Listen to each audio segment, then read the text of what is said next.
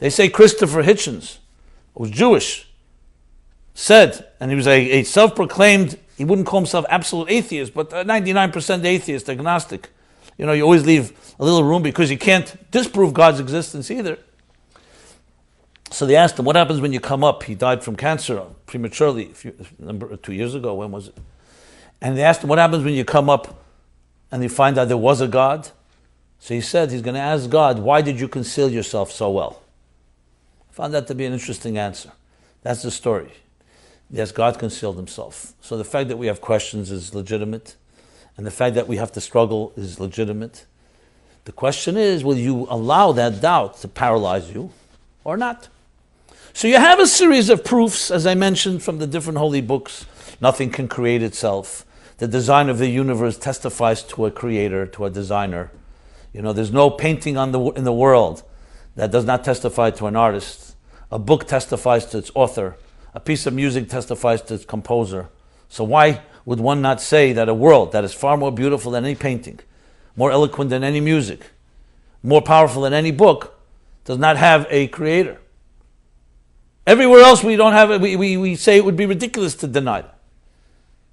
So I submit there are many reasons, because saying that this building has an architect or this painting has an artist has no consequences. Why not?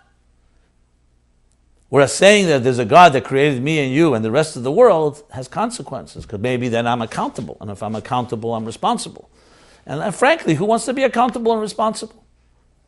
So there's a very nice way to explain why God is an inconvenience. And you could argue that maybe everybody is brainwashed using this letter. Maybe everybody's wired. The people who brought up in a agnostic home or an atheistic home are wired that way. Maybe religious people are wired that way. And the bottom line is, if you really think about it, you may have arguments for, arguments against, and maybe if you went purely objectively without any self-interest, you have to make a decision. What's more likely? Now, I'm not even using the arguments of Yisrael Naminim B'nei Maminim, that we're people of faith and children of faith, and everyone has faith, which I'll get to in a moment. I'm just speaking now about the topic itself. So number one is, doubts comes with the turf, as I said. It's part of life. It's the way the universe was created. And an interesting irony here is God did conceal himself in such a powerful way that he made sure that you can't prove it absolutely, because if you not only could prove it, if it was so real to you, you wouldn't be able to sin. If you saw elikus, godliness, in everything you do, how is it possible that you would transgress? As the classic example, would a human being, a normal person, put their hand in fire? No. So if you saw the effect of a mitzvah, the positive effect, and the negative damaging effect of a sin, who in their normal mind would act that way? That's why the Gemara says, a person doesn't do a sin unless there's a moment of blindness, of insanity, shtus. Not one, frankly, that you can use in court of law as a defense, but a blindness, a moment of insanity. Because if you really knew the impact, no way you would do that. So it's God himself that concealed. So what are you going to do? Go fight with God's concealment? He wants it that way. The Gemara tells an interesting story. When Moshe Rabbeinu read the Chumash, or heard from Hashem, Teresh B'Ksav, Nasa Adam B'Tzalmeinu Kidmusenu. God said, let us create a human being in our image, in our form. So Moshe said, us. People are going to misinterpret and think that us means that there's a plurality, a duality above. When we know Hashem Echad, fundamental Jewish principle. What's God's response? Person who wants to make a mistake will make a mistake. To think, what kind of answer is that? Why did God actually do that? And what kind of answer is that? Because that's life. Those that want to make a mistake will make a mistake. But because of the fools will God destroy his own world. He created a world for a purpose. And the purpose includes the possibility to make a mistake, the possibility for the choice that we have to make, the possibility that we may take the concealment literally and think that the really divine doesn't exist, God forbid, or be wise enough to pierce the darkness, to pierce that concealment, and understand, first with our minds and then with our hearts, that there is a higher divine purpose, there's a God, there's a purpose for our lives, and so on. In a sikha that the Rebbe edited, Mishpatim Tavshin Mem Vav, it's printed in Likutei Sichos, volume 26, in the Hesofis, and the additions there. It's a Sikha about radio, a very fascinating Sikha about Seder Shtalshus. The Rebbe added a line, I remember, in the edits, where he spoke about that, Ein Eid Milvadei, there's nothing but God. And the Rebbe writes, but that's Al Pi Seichel, Aval Bahar Goshaseinu. He wrote those words. But in our feeling, it's not that way. That's the challenge. Our minds may understand it. As I mentioned, there are many arguments, but the heart, Gamva Pumachtarta Rachmanakaria, is the natural result. You can pray to God to help you steal. How is that possible? You believe in God, and how could you have such dissonance? Because that's the reality, the concealment of the divine. Now, you may say, okay, this is not a proof. My point is, all the proofs in the world may not make a difference. That's what Avram Avinu came to. You read the beginning of the Rambam's Hilchos Avodah Zarah. It's a fascinating read. He talks about how idolatry came into existence. It didn't come someone decided, let's bow to a tree, or to a stone, or to an idol. What happened was that God was invisible, and human beings wanted something on their terms. We want something that I can identify with. And what happened? They started identifying stars, cosmic entities, constellations. That became for them, it was simply Gaza biyad hachetzev. It was like an axe in the hand of an axeman.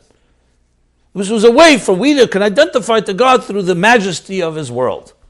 God's fingerprints, footprints, however you put it, fingertips. Then the next generation came and said, 1 second, that's too far for us too. Let's create something down on earth that we can relate to, we can come to, we can touch. That corresponds to that star, which corresponds to that divine entity that God placed into the heavens. And slowly this went from Dechi al Dechi, went lower and lower, then became a whole entity. Then some said, you know what, this is a good commercial opportunity. There are people coming to worship this stone, this tree, this location. Let's build a sanctuary around it, charge money, and hence became the religious commercial business. Of what? Of all trying to find something to identify with on your terms, until the point they forgot about the star forgot about the divine, and now this became an end in itself. Abraham came, like he says, came the Eson HaGadol, the great power force, Abraham, and realized there's this pagan world, something seriously wrong, and began retracing the steps. He realized it's not here on earth, it's not. Then he thought maybe it's in heaven. He realized it's not that. Came to realize there's something, a mystery going on. And what was his ultimate conclusion? Most interesting, fascinating conclusion was that he's making a mistake in the whole process of looking for God. Because if God created us, how can the part identify the whole? We're only a part of existence. We have a purpose. We were placed here. So how could the one that's placed, the creature, define the creator? Basically, Abraham said, I don't want a God that's the product of human logic and human equations and a mathematical equation, because then it's a product of my mind. He realized that he has to reverse the process. For me to find God, I have to stop being so aggressive and looking at it on my terms. I have to shut down all my senses and see what emerges. And he realized a deeper reality emerged. Here's not the place to go into this in depth and detail. The point is that the God that Abraham discovered, that later he embraced and committed his life to, Lasis Daka and Mishpat, build a life, not just a God, a philosophical God. He built a life based on morality and ethics and total commitment, which is what we follow till this day, which ultimately led to the Jewish nation and Matan Torah and so on. What we follow till this day, this was a pioneer of the highest order. A person who didn't buy into the masquerade, didn't buy into the commercialization of how human beings created their own self-worship or extension of self-worship, because that's at the end of the day what Avodah Zarah is. It's not just worshiping a stone, it's you're worshiping yourself.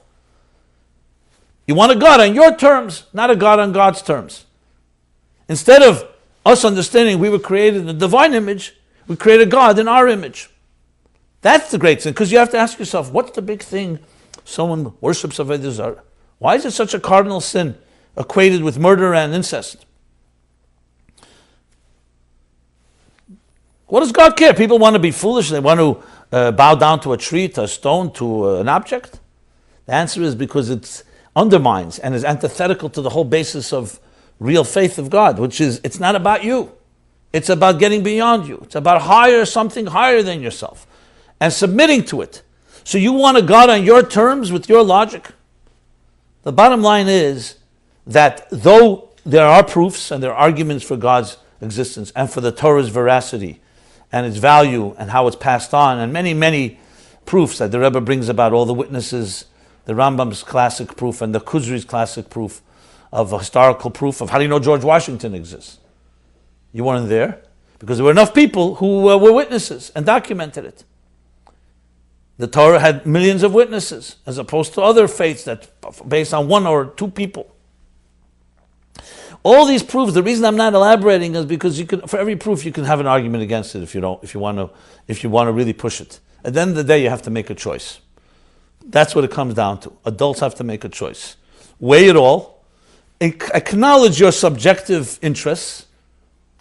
Of all the scientists in the world, I always ask scientists that I know, I say, I understand you accuse religious people of being fanatics and not rational. And they've just been brainwashed with their faith. But what about you? You're supposed to be open-minded. Why don't you begin with a disclaimer, which is a famous way everyone knows in science you have to have a disclaimer, total transparency. And say, I'm going to give you arguments against God, but I have to tell you that I have personal interest in that. The only one I saw that did that is Aldous Huxley. He writes clearly, I'm invested in having no God because I want to do what I want to do, and especially, he writes, in the sexual arena. So at least he gets points for honesty. Which means that we're all subjective human beings. We make choices based on our subjectivity. And I say this across the board. Both people growing up in religious homes, people growing up in non-religious homes. And it's true, at some point, as an adult, you have to embrace what you've been taught. You have to make it your own. Own it. And just to buy into it because your parents said so, there's a very beautiful Torah from the Baal Shem Tov. He asks in Shemoneh Esrei, we say every day, 3 times a day, Elokeinu v'Elokei Aviseinu Elokei Avram Yitzchak v'Yaakov. Our God, the God of our fathers, the God of Abraham, Isaac, and Jacob. It's in the wrong chronological order. It should have said Elokei Avram Yitzchak Yaakov. Then it should say Elokei Aviseinu, and then Elokeinu. Why does it go the other order? And he explains. He says, because in education, when you're educated, it's an order. First you learn about the God of Abraham, Isaac, and Jacob. Then you learn the God of your parents. Your parents teach that to you. But when you become an adult, you're supposed to become Elokeinu. You should be serving a God that is your God, has become personal, has become yours. Not just serving Elokei Aviseinu and Elokei Avram Yitzchak v'Yaakov. After you have that, you should also know that you're standing on the midget, stands on the shoulders of giants, that it comes from a faith that was passed on to us, which is also inherent within each of us. I know an atheistic doctor. He calls himself an atheist. He's a researcher. He's decided to conquer 3 illnesses, more obscure ones. And he puts his resources, all his life is passionately involved in healing those, finding a cure. 3 incurable diseases. So I always ask him, whenever I see him, comes to my classes from time to time. I have people that call themselves, they call me the rabbi of atheists at times. So he comes and I always ask him, I said, how are you so sure that you're going to find a cure? Maybe you just won't. Maybe it's a mutation, maybe it's something incurable. No, absolutely sure, everything can be cured. So I said to him, you sound like a fanatic, a religious fanatic. You just call yourself an atheist.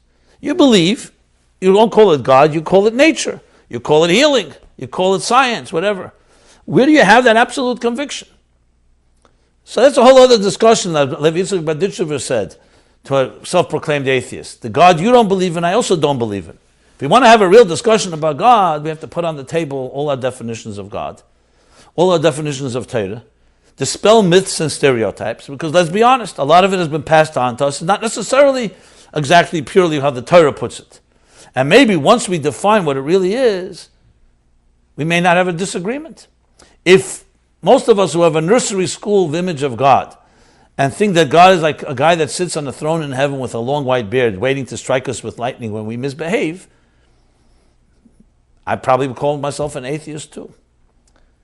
And I'm sure many others would. So you have to have a definition of God, a sophisticated definition, understanding God is about a reality that's greater than ourselves and beyond us. I will elaborate more on this topic, but I want to just say one final note in this episode, and more will be continued in future episodes. We have to make a choice in this world. Yes, you can choose anarchy, that there are no rules, no guidelines, no God, no Torah, God forbid, and do whatever you want. Yes, you can make such a choice. What are the conclusions of that choice? A life of selfishness, of narcissism, most likely not leaving anything on earth that will preserve a legacy. Or you can make a decision of a responsible one. And this is not based purely on logic. It's based on logic, but plus some type of measure, what we would call faith. Faith is not the absence of reason. Faith is the acknowledgement that my logic brought me till here, and then there's another step that I need to embrace based on things that are more than just pure mathematical calculations. Okay, so hopefully I addressed it to some extent. And as I said, I'm sure there are more questions and much more to say, and I will leave it for future episodes. We need to keep the suspense going, so can't always answer everything to the completest sense, besides the fact that I may not have complete answers anyway. I'm just trying to share the Chassidic approach, which is without getting into arguments, not getting into debates. The Torah begins, Bereshis bara Elokim. The Torah doesn't prove God's existence. It says, God, in the beginning, God created heaven and earth. In Chassidus, you'll find elsewhere some proofs, but most focus is on experiencing God, experiential proof, as opposed to a logical debate which can go on forever and ever, as I said, and not get anywhere. So this choice